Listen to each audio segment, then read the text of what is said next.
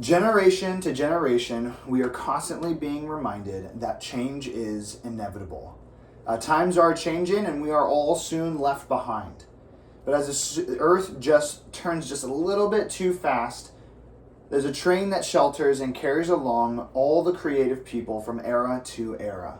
The common thread between ancient Egypt and the Roman Empire and even 20th century Japan and you and I today is the art and the ability to create. Through this speech, I hope to help you all in seeing the foundations on which all good art is built and on how we might be able to use them to communicate well. If we think about art as a human body, lines would be the skeleton.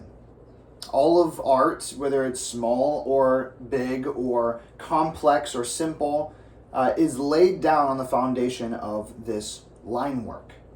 Even negative space, arguably, uses lines as part of its concept. You have these things that are contrasting, implying to our brains a line. In the world of line work, though, there are three variables that you'll want to consider. First is contour lines. Contour lines are the lines that follow the edge of any piece of art. A great example you could almost find in any comic book is that in comic books, the style is very thick contour lines on almost every part of the art. Secondly, we need to consider cross-contour lines. Cross-contour lines are primarily seen through what is considered cross-hatching. This is one method of line work that allows the artist to add a sense of depth, of substance to their subject. And in some ways, it's like implying a shape without actually completing it. It adds gravity and it adds light to something that was previously flat and monochrome. A great example of this would be the book called The Invention of Hugo Cabret. Lastly, we need to consider the variable of line quality. Line quality refers to a few things, like line weight. This would be how thick or thin a line is. Line texture, whether or not your line is smooth or it's rough. And line variation, which is whether or not it's a dotted line or whether or not it's a straight line. These are used to achieve a few things all at once. You get depth, you get lighting, you get texture, all using the concept of line quality. A great example of line quality is an artist that I've come to love named Peter Voth. He uses all of these techniques all in his art. All three of these variables, contour lines, cross-contour lines, and line quality, are all the individual bones that make up the foundational nature of line work. Lines are the skeleton on which the rest of art is supported, and even something as basic as shapes. If lines are the skeleton of art, then shapes would be the muscles. Line work is something that you will need throughout your work, but shapes are something that are more scheduled earlier on in your art. Every subject that you would seek to draw can be reduced down into its fundamental shapes.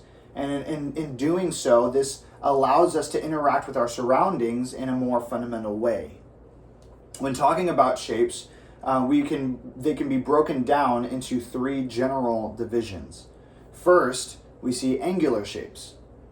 This would be your triangle, your square, your rectangle, these kinds of shapes, these things that have hard corners. These types of shapes often communicate tension or energy. There's often aggression associated with these types of shapes because they are sharp and they're in your face. A great example of this would be Anger from Inside Out. They made a great choice in making him square, utilizing the aggression and the tension of an angular shape. Secondly, we see round or curved shape. And unlike square shapes or angular shapes, these are supposed to communicate soft or comfortable or peace. To continue with the analogy of Inside Out, we would see this in joy or sadness. They're a lot more round and they're a lot more appeasing to the eyes. Lastly, we find asymmetrical shapes. These are things that aren't perfectly evenly shaped. Unlike either of the previous shapes, asymmetrical shapes offer uneasiness. They provide imbalance or movement. And so if you think of something being moved, you're going to have it bigger in the foreground and smaller in the background. And so they provide this imbalance. Personally, personality-wise, we see this through the sporadic and unpredictable character of Sporky in Toy Story 4. And these are but a few ways that we can communicate through shapes, but there are many more as well. Lines create the skeleton and shapes the muscles of art, but lastly, without color, it is often perceived as lifeless or static.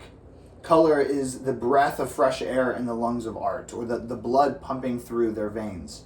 Color is another example of a foundational art that is essential in good communication, because with even the simplest of color schemes, an artist can drastically change the meaning of his piece.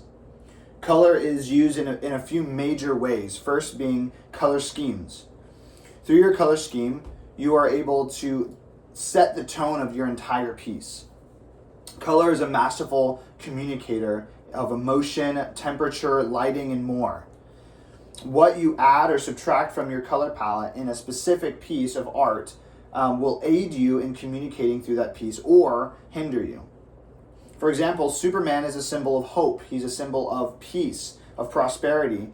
But through this graphic novel called Kingdom Come, they communicate a sinister change in Superman through his green and red coloring. Secondly, is the color intensity. Color intensity is how either bright or saturated a color is in a particular piece. This allows you to bring a subject into focus. A great example of this would be anime. Oftentimes you see a great broad piece of characters in a city landscape, but you are drawn to one character, the main character that you're supposed to be looking at, through the color of their hair. Lastly, we see temperature and lighting through color. Through a color palette of blues, one could be able to paint a picture of a cool night. With very light blues and dark blues, you get to show that not only it is later in the day, but also it is a cooler picture. But you would be hard pressed to be able to do the same thing with a palette of yellows and reds. And so through color, we can set the atmosphere of our picture. On top of this, we see lighting as well. A yellow may be used as, and used very well in the night painting, but it would be done through the light of a street lamp or the desk light or whatever it may be. This is where color shines, and it is often the final touch in any piece. This would be considered as the skin of the body, if lines and are the skeleton and shapes are the muscles. Throughout this speech, we have looked at the importance of line work. We've looked at the importance of shapes and the importance of color. And through these aspects of art, the rest of what we see around us in books and in frames and in even our own imagination is founded. And so I would encourage you guys, as you guys finish listening to this, to go out and to pick up a simple number 2 pencil and to go start creating work. Start making these foundations evident in your lives as well. Thank you.